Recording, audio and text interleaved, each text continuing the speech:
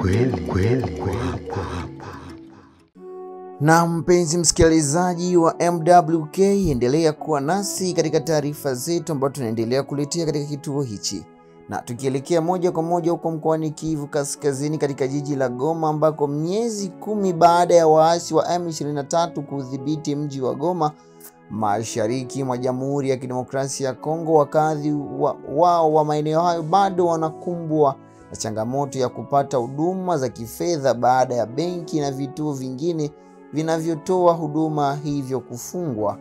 Hata hivyo, katika taarifa ambako baadhi ya familia katika mji huo wa Goma zinadai kuishi katika mazingira magumu, hasa wakati huo ambao milango ya benki imeendelea kufungwa kwa zaidi ya miezi 9 sasa.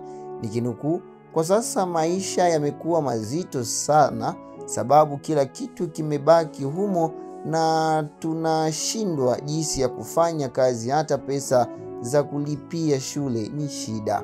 Hali hii inaonekana kuathiri si tu maisha ya kila siku ya wananchi bali pia maendeleo ya kiuchumi ya eneo hilo. Ndiyo Machozi Begea ni mtaalamu wa uchumi mashariki mwa Kongo amesema hivyo, nikinukuu, hakuna namna ya kufanya kazi vizuri iwapo mtu atapata mshahara kutoka nje ya nchi ya DRC, inakuwa ni ngumu sana.